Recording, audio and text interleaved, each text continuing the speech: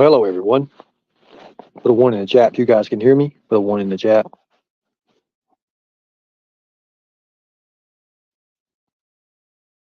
So, I hope everyone's having a good day. So, there's some things I've been working on today. I've got a friend who's a detective, and me and a few other people was talking in the chat about stalkers and people who have protective orders against them, and what they really are that really protects the victim. You see, we have one of those creatures, those monsters, in our midst right now, in our community. Rap. People don't understand anything about him. I caught it on day one. I said there's something weird, very strange about him. Anyone who obsesses over sex like he does, and perversions of him going to the toilet to piss on live, and he ain't got no shame in it. Something's happened to him as a child. If you look at Rap's younger pictures, the expressions on his face, it paints out a picture that it's very evil. He is one of those people who could care less about who he hurts, who he harms, as long as he gets his rocks off. That's all he wants. We heard it in the video with the Liberator. Laughing about it. There's nothing to laugh about that. You know, they tried to justify that. Do you remember? They're trying to justify that. Archivist Tina, creepy Tina, archivist, whatever, creepy archivist, say, well, I asked my husband about locker room talk. I'm going to say this right here. I know all about locker room talk. Never have I been in situations where I say stuff like, she said no, and telling my friends that she said no, but I took it upon myself to do it anyways. Never have I ever done that. My friends back in high school, even junior high, would have really gave me a stern talking to if I would have ever done that. Maybe a beating. I was always raised that you have to treat women, especially your loved ones as females, with kid gloves because their feelings are easily hurt. Now, I've said a few things to women on this panel and on this channel and on other channels that I regret, and I wouldn't never do it again. But it's hard sometimes. It's hard. But you got to control yourself. So from now on, this channel, I'm going to limit the cursing because we want to succeed. But there's a monster loose in this community right now who preys on sex. He preys on women for sex. I keep listening to that. I was playing it to the detective. I was like, listen to this. I mean, listen to his voice. There's something in his voice. He was like, you know what, you're right. I was like, look how he laughs, how he does that when he admits to doing that. He's like, yeah. And he said, even in the Dove's video and the audio recording, the phone call, that Rap, he was like, oh God, his tears at the end. It wasn't for Smokey. It wasn't for Smokey at all, as a matter of fact. It was because he knew he fucked up. It wasn't remorse. There was no remorse in that. If it was, he would have been like, well, I done something very shitty, and I hope and pray, and he went on with that about her and how she would have felt. But he didn't. He didn't. It was all about him getting cut off. He got cut off for sex. So, this is a video that's going around the internet. It's not for the faint of heart. Please, please. This is the dangers of what stalkers can do. You see this stalker here targeted the children. This stalker here targeted the children. Now, he didn't get nowhere with the female, but he targeted the children. Now, this is dangerous. This is dangerous. And before I play this video, it's going out. Everybody can go and look at it. It's all over the internet. But we was talking about this today. As a matter of fact, this is probably one of the most horrific videos I've ever seen in my entire life. Please, ladies, if you are weak at heart, please, please leave. Shut your eyes, turn away from the camera, please, because this is not edited. This is from camera footage, from security camera footage. But you guys need to understand the dangers that alert in those shadows. I'm going to play this video. I hope and pray that the ones who are weak at heart, if you're weak at heart, please, God, leave the room. This is a little bit over 30 seconds. Again, this is trigger warning. This is not for the weak of heart. Here we go.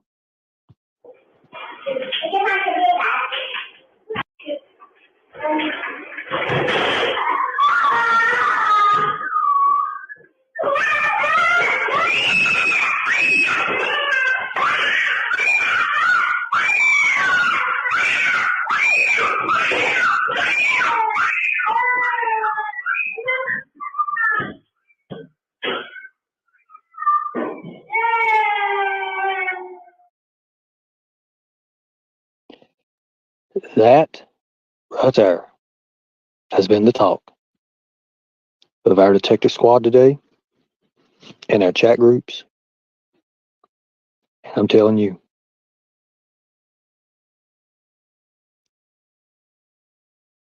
he had an axe, a hatchet.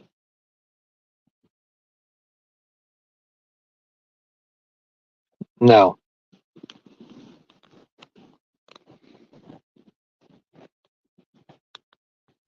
that was a hatchet.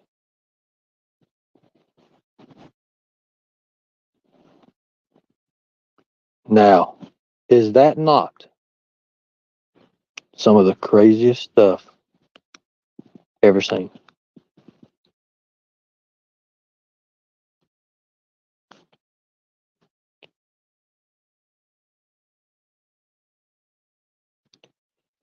You see, we have someone in our community who is very, very capable of this. Now, I don't want to make any assumptions or nothing, but he's already headed that way.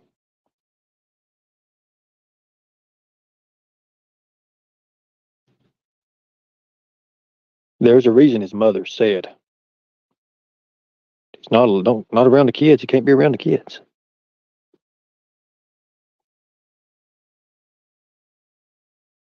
I talked to someone who talked to his mother a few months ago. I have never spoken a word to his mother. Now, why does Rap insist that it was me who called his mother? Because I'm going to tell you what happened. Rap cannot put the video out there. Many a times in the audio, he says he has audio and all this. Many a times, Rap puts himself in other people's places in their bodies. Exactly. Let me give you an example. Rap uses my skin. Rap makes channels about me. Right? False identity. False identity. He identifies as me. He calls them troll channels, but there's something very sinister about what he's doing. Now let's explain this to you guys. His mother says, "I've got kids here. He cannot come around." I put it out. What that person had told me that talked to his mother.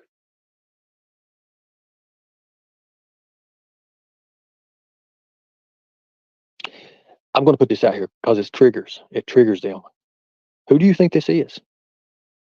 Look at the mannerism of this. When I tell you what we're dealing with, folks, when I tell you what we're dealing with, Rap has hundreds of accounts, fake accounts. He's something more than what you people don't understand. Not only is he a rapist, he's a stalker. He's a manipulator. I'm telling you people, watch and see. Watch and see. Who breaks into somebody's social media accounts and changes everything because he's got to have control? But guess who he goes and blocks? The only person he blocks is me. He blocks me. He blocked me. Now, hold on one second.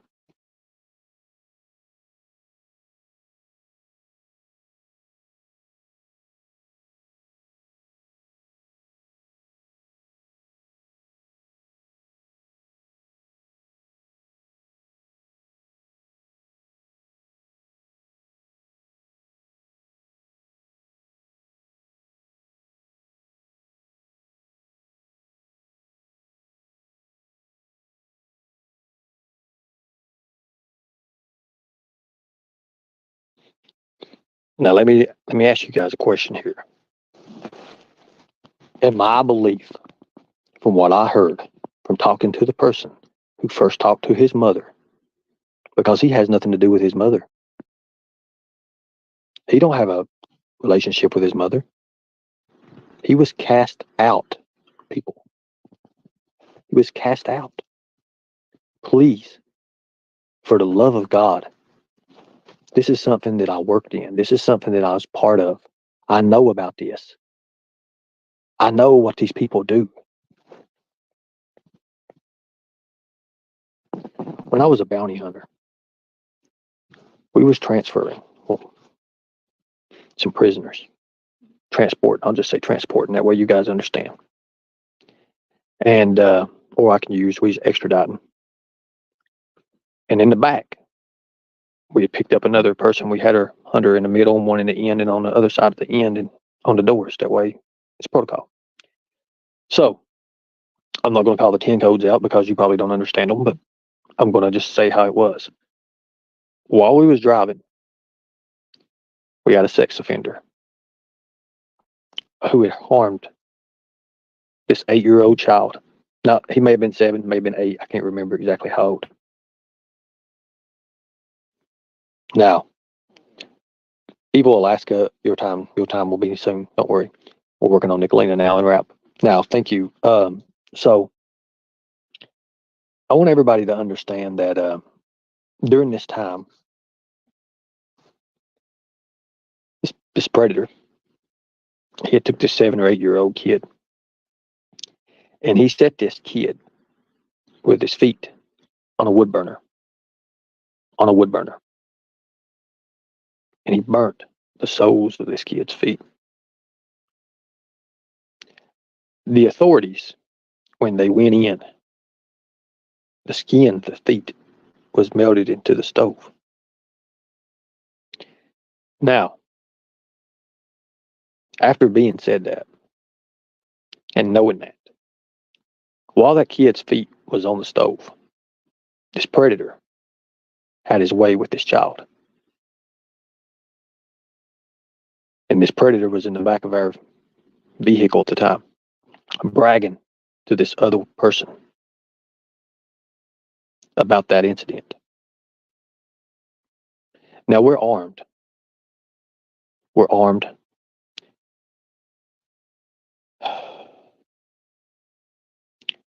We have mace, pepper spray, whatever you want to call it. We have a J220, I think it's what it was at the time, tasers. Now,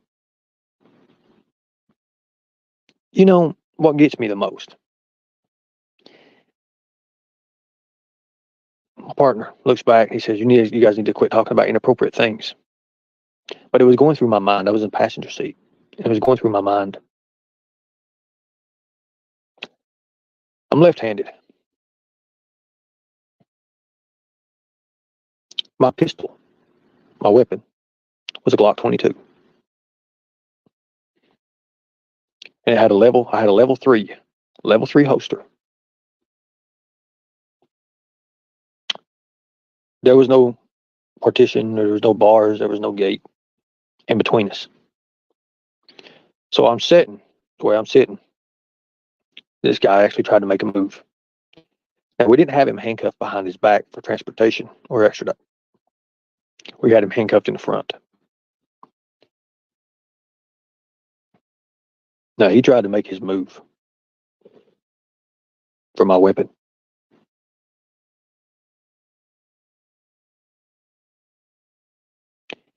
He locked on my weapon.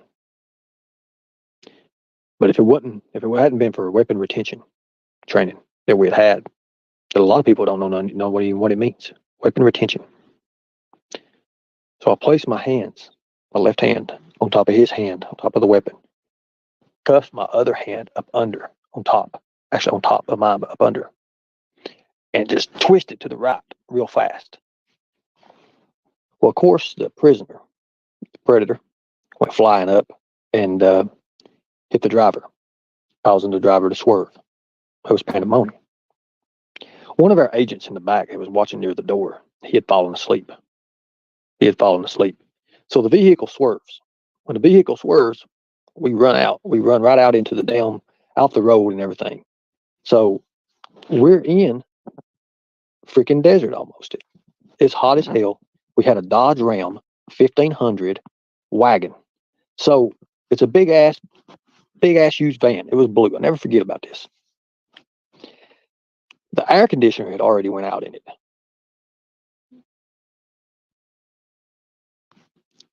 The air conditioner had already went out in it.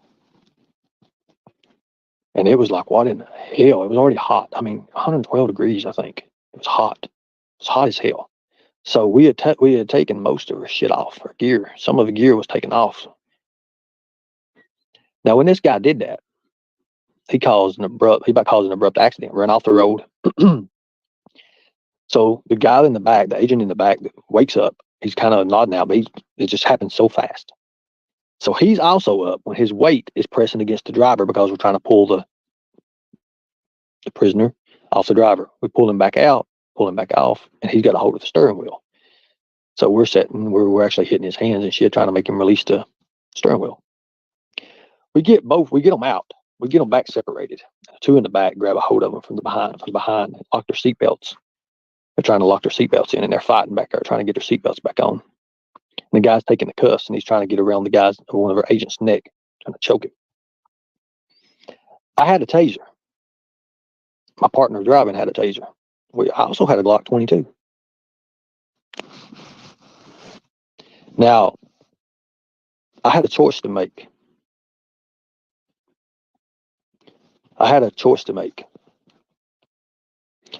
Jordan, I carry my pistol on both sides now. I can do either side. When I was a CPO and a BPO, which is a custom protection officer and a bank protection officer, I carried it on my right side. We was trained for the right side. I also carried a Glock 22 then. But when I was a fugitive recovery agent, I usually had it on my hip, on my left. No, actually on my right hip or on my left side, my sidearm. I would usually use a drop down thigh holster roll. But on this instance here, I had it on my left side. So that caused a big, huge thing. Well, anyways, I had a choice to use the taser or to use the pistol. Taser's on the opposite side. You always keep the taser opposite side, cross draw. You know what I'm saying? Cross draw. That way you don't ever grab the wrong weapon. Now we see on the news police officers who shot people, and they're like, "I thought it was a taser. I thought it was my taser." That's why they teach law enforcement the cross draw. You come across to draw. Cross draw taser, straight out your weapon. There's three moves. In releasing a weapon. If you got level 3 holster, there's a reason it's called a level 3. In order to release that weapon, and a lot of people don't know about holster designs, especially some of the Nighthawk, the push button ones, but most people know about those with little push button ones. Those are no security. There's no security really on those, just a push button. But a level 3 holster, push the lever down, pull back, draw up. Now, that releases your weapon. There's three things you got to do to release that weapon. Now, this takes your time down. Your timing and your reaction speed, this will take it down. Yes, Jordan, you're exactly right. Level 3 makes it very hard. Someone from behind cannot, it's damn near impossible for them to grab your weapon. That predator did not know that, though. He thought he could just grab the weapon. He thought he could just break and pull the weapon out. No, it didn't work like that. But I'm going to be honest with you. The faith you have in your equipment, that means everything. Because it worked. That level 3 holster that I was wearing kept that weapon from being released. Now, people can say, what did you do afterwards?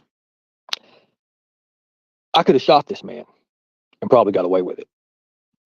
I could have killed him dead in his tracks. I could have ended his life right there. I could have put 2 to the chest, just like that. And I would have been closer because of my hand and being on the left side. Because all I had to do is pull it, turn back, and pop, real quick, double tap. Now, the threat, the imminent threat was over. The people that we had in the insurance we was carrying, I know for a fact I could kill that fella and got away with it. But always remember, this is the part that a lot of people forget, even on these YouTube streets, is you got to think about what you do before you react. A lot of people, which is all less dangerous, and nowhere near the danger level. But they'll automatically see something somebody puts out on YouTube, and they'll go react. They'll react without thinking. That can be your worst nightmare. Don't ever do that. Now, the story keeps going on. We pulled over to the side. We pulled the prisoners out, fugitives, pulled them out. The driver was pissed. He gets out. He takes his firearm out, and he almost went to strike. And we stopped him. He said, look, and we had to calm him down. It was a big, huge, like, uproar. So, in the back of the vehicle, we've got AR-15s that's locked up in the back in a huge trunk area. Now, we get these guys out on the side of the road, and this predator's laughing his ass off, and he's making these weird looking faces, and shit's running through my brain. Like, I remember looking at the little files I had, and a lot of it showed, we didn't show a lot of it. It was kind of redacted and confidential, but we had ways to get certain things. So, well, lady in red, I'll tell you, if you don't like my story, you can gladly leave. Thank you so much.